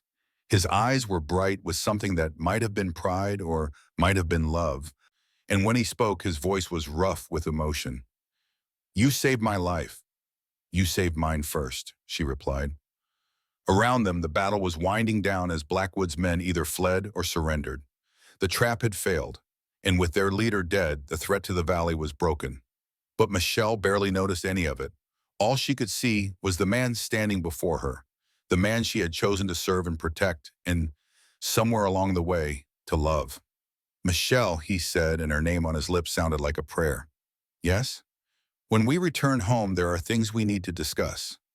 She nodded, understanding that this moment had changed everything between them, that the careful distance they had maintained was no longer possible or necessary. "Yes," she said again. "There are." The journey back to the longhouse took place in a strange atmosphere of celebration and exhaustion. The victory had been complete, but it had come at a cost. Several warriors bore wounds that would leave permanent scars, and two would never fight again. Michelle found herself riding beside Ethan at the head of the column, her new status as the warrior who had slain Lord Blackwood, earning her respect and deference from veterans who had initially viewed her with skepticism. But it was not the respect of her fellow warriors that occupied her thoughts during the long ride home. It was the memory of that moment when she had looked into Ethan's eyes and seen something there that changed everything she thought she knew about their relationship. They reached the longhouse as the sun was setting, painting the sky in shades of red and gold that reminded Michelle of fire and blood. The entire household turned out to welcome them home, cheers and celebration greeting news of their victory. But Michelle felt strangely detached from the festivities, her mind still processing everything that had happened. "You look thoughtful," Elizabeth observed, appearing at her side as they dismounted in the courtyard. "I am trying to understand what comes next," Michelle replied honestly. "What do you mean?" "Everything has changed. Lord Blackwood is dead, the threat to the valley is ended, and I have proven myself in battle. But I do not know what any of that means for my future." Elizabeth smiled, the expression transforming her usually serious face. "I think you know exactly what it means. The question is whether you are ready to accept it." Before Michelle could ask what she meant by that, Christine appeared and swept her into a fierce embrace. "Child, when I heard you had faced Lord Blackwood himself, I thought my heart would stop," the older woman said. "Promise me you will never do anything so foolish again." "I cannot promise that," Michelle replied. "A warrior must go where duty calls, regardless of the danger." "Duty," Christine snorted. "And I suppose duty had nothing to do with protecting a certain lord who means more to you than you care to admit?" Michelle felt heat rise in her cheeks, but she did not deny the accusation. "Perhaps not.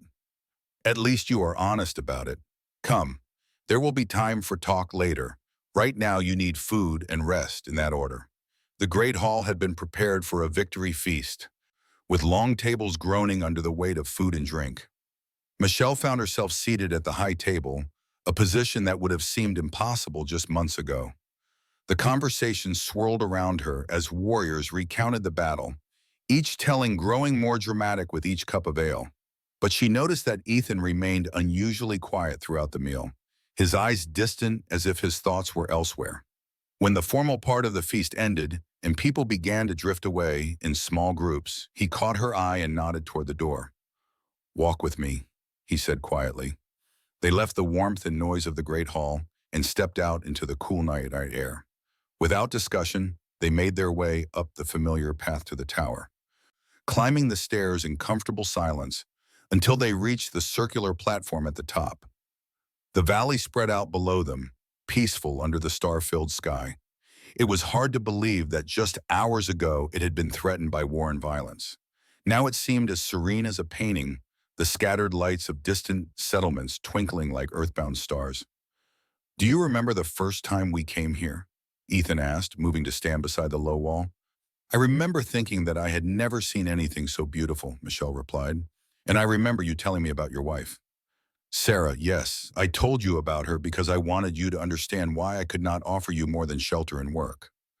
"And now?" Ethan was quiet for a long moment, his hands gripping the stone wall as if it were the only thing keeping him upright. When he finally spoke, his voice was barely above a whisper. "Now I understand that trying to protect yourself from loss by avoiding love is like trying to protect yourself from drowning by never learning to swim." Michelle felt her heart begin to race, but she forced herself to remain calm. "What are you saying?" "I am saying that somewhere between that first night when you appeared at my gate and today when you threw yourself between me and Blackwood's sword, I stopped thinking of you as a refugee or a servant or even just a warrior." "What do you think of me as?" Ethan turned to face her fully, and in the starlight, she could see the vulnerability in his eyes, the fear and hope warring in his expression. "As the woman I want to spend the rest of my life with, if she will have me." The words hung between them like a bridge waiting to be crossed. Michelle felt tears prick at her eyes, but they were tears of joy rather than sorrow. "Are you asking me to marry you?" "I am asking if you could love a man who has been too afraid to love you back until he nearly lost you forever." Michelle stepped closer to him, close enough to see the rapid pulse at his throat, close enough to feel the warmth radiating from his body. "I have loved you since the night you offered me shelter when you had no reason to trust me," she said softly. "I have loved you through every day of training, every moment of doubt, every battle we have faced together. The question is not whether I could love you, but whether you are finally ready to let yourself be loved. Ethan's answer was not in words but in actions. He reached for her, his hands framing her face with infinite gentleness, and kissed her with all the passion and tenderness he had been holding back for months. When they finally broke apart, both breathing hard, Michelle saw that the careful walls he had built around his heart had finally crumbled completely. "I want to marry you," he said, his voice rough with emotion. "Not because you need protection or I need an heir, but because I cannot imagine facing the future without you beside me." "Then you will not have to," Michelle replied, reaching up to trace the line of his jaw with gentle fingers. "We have both lost people we loved, both carried scars from the past. But perhaps it is time to stop letting those scars define us. And what should define us instead? Hope, love, the choice to build something beautiful together despite everything we have endured." They stood together on the towers as the night deepened around them, holding each other and planning a future that neither had dared to imagine just hours before. Below them, the valley slept peacefully, protected by their vigilance and blessed by their love. "When?" Ethan asked eventually. "When what?" "When shall we marry? I find myself suddenly impatient to call you my wife." Michelle laughed, the sound bright and joyful in the darkness. "As soon as it can be arranged. I have waited long enough to start my new life." "Our new life," he corrected. "Our new life," she agreed. They made their way back down to the longhouse hand in hand, their steps light with happiness. The great hall was mostly empty now, but Christine was still there, banking the fires and cleaning up the remnants of the feast. She looked up as they entered, took one look at their joined hands and glowing faces, and smiled. "About time," she said with satisfaction.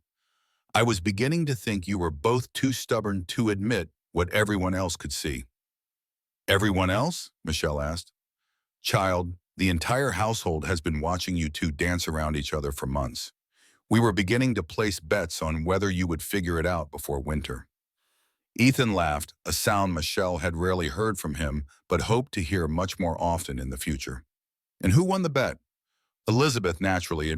She said it would take a life-or-death situation to break through your defenses." "She knows us well," Michelle observed. "She knows warriors. We are all the same, really. Too proud to admit weakness, too afraid to risk what we cannot afford to lose." Christine finished her work and prepared to retire for the night, but she paused at the door to look back at them. "Be happy," she said simply. "You have both earned it." When they were alone, Ethan and Michelle sat by the dying fire and talked long into the night. They spoke of the past and the future, of dreams deferred and hopes reborn. They planned their wedding, their life together, the challenges they would face as lord and lady of a household that had become their family. "Do you ever regret it?" Ethan asked as the fire burned down to embers. "Giving up the chance for a normal life, choosing the warrior's path?" Michelle considered the question seriously before answering. "I regret nothing that brought me to this moment. The pain, the loss, the struggle, all of it was necessary to make me into the person you could love." "And I regret only the time we wasted being afraid," Ethan replied. "But perhaps that was necessary too. We needed to become who we are before we could find each other." As dawn approached, they finally made their way to their separate quarters, but the separation was temporary now. Soon they would share not just a household but a life, not just duty but love. Michelle lay in her narrow bed and stared at the ceiling, too happy and excited to sleep. In a few hours, she would wake to begin planning a wedding. In a few weeks, she would be not just a warrior, but a wife. In a few years, perhaps, there would be children to protect and teach and love. The future stretched before her like an unwritten story, full of possibility and promise. She had come to this place as a refugee, with nothing but the clothes on her back and a desperate hope for survival. She would remain as a partner, a protector, a woman who had found not just safety, but love. The wedding took place a month later on a bright spring morning when the valley was dressed in its finest green and the air was sweet with the scent of blooming flowers. The entire household participated in the preparations, transforming the great hall into a place of beauty and celebration that would have rivaled any lord's court. Michelle stood in her chambers, wearing a dress of deep blue silk that had belonged to Ethan's mother, altered to fit her slender frame.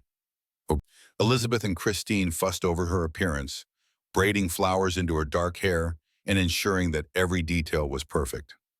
"You look beautiful," Elizabeth said, stepping back to admire their work. "Lord Cooper is a lucky man."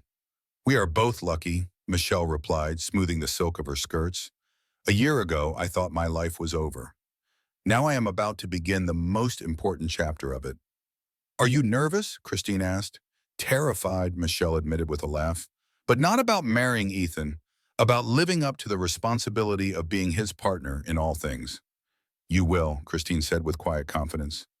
"You have already, Barfarmani, proven yourself capable of rising to any challenge." A knock at the door interrupted their conversation, and Stephen Edwards appeared with a gentle smile. "It is time," he said. "Lord Cooper awaits his bride." Michelle took a deep breath, squared her shoulders, and walked out to meet her future. The great hall had been transformed with flowers and ribbons, candles and tapestries that caught the morning light and filled the space with warmth and beauty. The household had gathered in their finest clothes, faces bright with joy and anticipation. At the far end of the hall, beside the great fireplace where she had taken her warrior's oath, Ethan waited for her. He wore his finest clothes and the sword that marked his rank, but it was the expression on his face that took Michelle's breath away. Love, pride, and a vulnerability that he showed to no one else in the world. She walked toward him with measured steps, her heart pounding with happiness and anticipation. This was not the desperate flight that had brought her to his gate, but a confident stride toward a future they would build together. When she reached his side, Ethan took her hands in his touch warm and steady. The household priest began the ancient ceremony, speaking words about love and partnership, duty and devotion that had been spoken over countless couples through the generations. But Michelle barely heard the formal words. All her attention was focused on the man beside her, on the promises they were making not just to each other, but to the life they would share. "Do you, Ethan Cooper, take this woman to be your wife, to love and protect, to honor and cherish, in times of peace and times of war, for as long as you both shall live?" "I do," Ethan said, his voice clear and strong. "Do you, Michelle Smith, take this man to be your husband, to love and support, to honor and stand beside, in times of peace and times of war, for as long as you both shall live?" "I do," Michelle replied, her own voice steady despite the tears of joy that threatened to fall. "Then by the authority vested in me and witnessed by this household, I pronounce you husband and wife. You may kiss your bride." Ethan's kiss was gentle and reverent, a seal on the promises they had made, and a beginning for all the kisses yet to come. The hall erupted in cheers and celebration, but Michelle was aware only of the man who was now her husband and the overwhelming sense of rightness that filled her heart. The feast that followed was magnificent, with food and drink flowing freely and entertainment provided by traveling musicians who had been hired for the occasion. Michelle found herself at the center of attention, receiving congratulations and well wishes from people who had become her family. But it was the quiet moments that meant the most to her. The way Ethan's hand found hers under the table.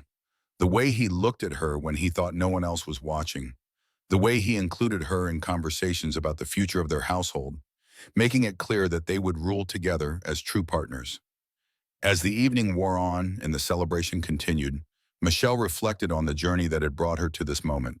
She thought of her family, gone but not forgotten, and knew they would have been happy to see her find love and purpose again. She thought of the scared, desperate woman who had stood at the gates in the snow and marveled at how much she had changed. "What are you thinking about?" Ethan asked, leaning close to speak quietly in her ear. "Everything," she replied. "The past, the present, the future. How strange life can be, the way it takes us places we never expected to go. Do you regret any of it?" Michelle looked around the hall, taking in the faces of the people who had become her family, the walls that had become her home, the man who had become her husband. "Not a single moment," she said. "Every step, every choice, every hardship led me here. I would not change any of it. Even the pain? Especially the pain. It taught me to value what I have now, to never take love or safety or belonging for granted." Ethan raised his cup in a toast, his eyes bright with love and pride. "To new beginnings," he said. "Oh, To new beginnings, Michelle agreed, touching her cup to his. As the night deepened and the celebration gradually wound down, Michelle and Ethan made their way to the chambers they would now share. It was a large room in the tower, with windows that looked out over the valley and a fireplace that would keep them warm through the long winter nights ahead. "Are you happy?" Ethan asked as they stood together by the window, looking out over the peaceful valley. "Happier than I ever thought possible," Michelle replied honestly. "You?" "Complete," he said simply. "For the first time in years, I feel complete." They held each other in the darkness, two people who had found their way through loss and pain to love and hope. Outside, the valley slept peacefully under their protection, and the future stretched before them full of promise and possibility. Michelle had come to this place as a refugee seeking shelter. She remained as a wife, a warrior, and a woman who had discovered that sometimes the greatest victories come not from defeating enemies, but from opening your heart to love. The cold lord who had refused every bride had finally found the one woman who could warm his heart, and she had found in him not just safety, but a partner worthy of all the love she had to give. Years passed, and the valley prospered under their joint rule. Michelle proved herself to be not just a skilled warrior, but a wise leader, her insights and compassion complementing Ethan's strength and strategic mind. Together, they built something remarkable, a household where merit mattered more than birth, where loyalty was earned rather than demanded, and where love could flourish even in the harsh realities of their world. They faced challenges, of course. There were other threats to deal with, other lords who tested their resolve, harsh winters that strained their resources, and the constant vigilance required to maintain peace in a violent world.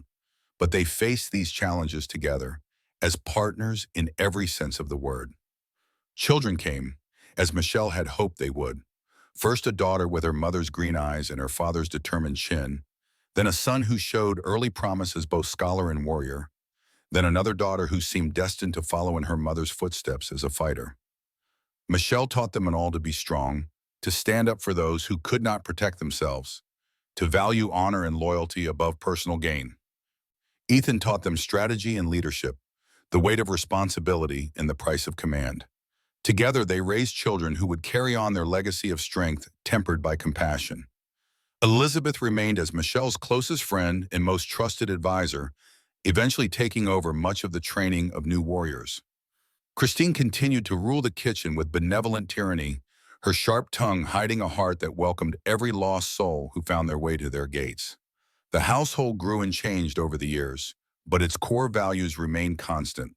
It was a place where the strong protected the weak, where loyalty was rewarded with loyalty, and where love could take root and flourish despite the harsh realities of their world.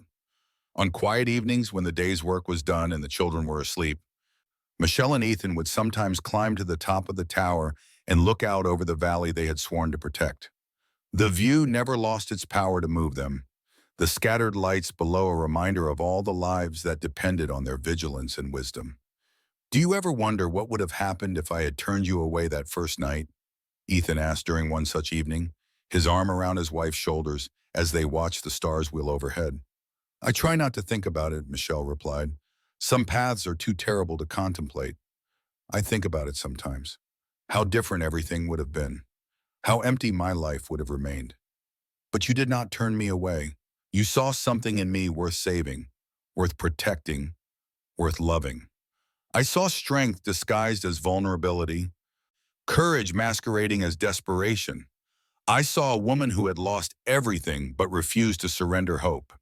Michelle leaned into his embrace, marveling, as she always did, at the solid strength of him, the steady warmth that had become her anchor in a world that could be cold and cruel. "And I saw a man who had built walls around his heart to protect it from further pain, but who was brave enough to tear them down when love demanded it."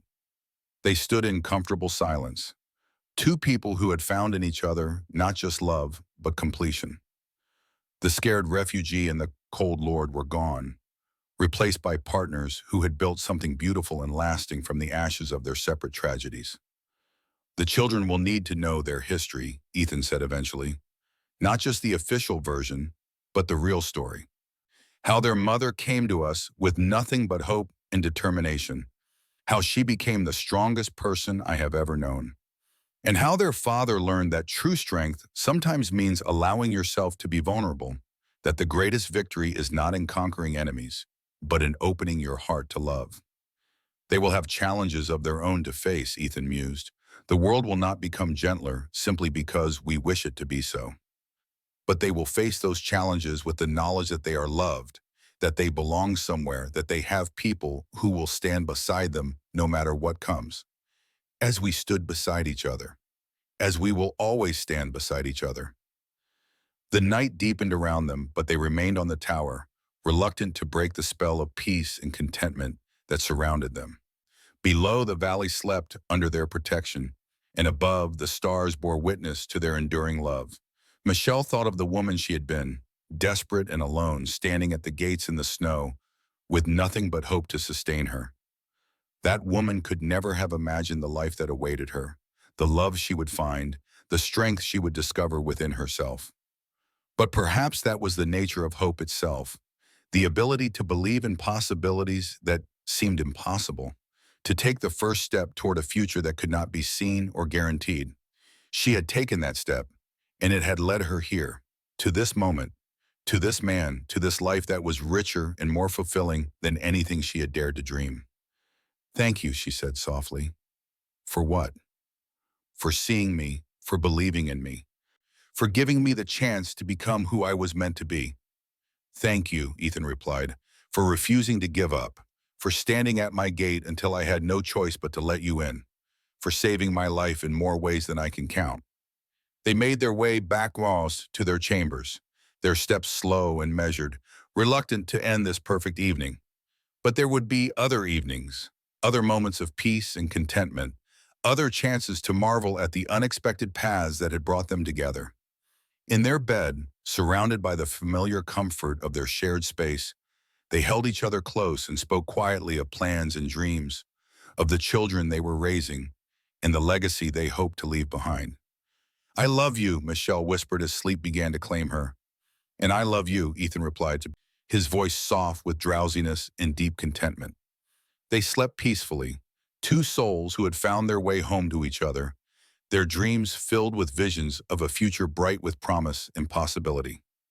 Outside, the valley rested under the protection of their love and vigilance, and in the distance, the first hints of dawn began to paint the sky with gentle light. It was the beginning of another day in a life that had been built on hope, sustained by love, and blessed by the courage to believe that even the most broken hearts could heal and find their way to happiness. The rich, cold Viking who had refused every bride had found his perfect match in the quiet young woman who approached his gate with nothing but determination and hope. Together they had built something beautiful and lasting, a love story that would be remembered and retold for generations to come.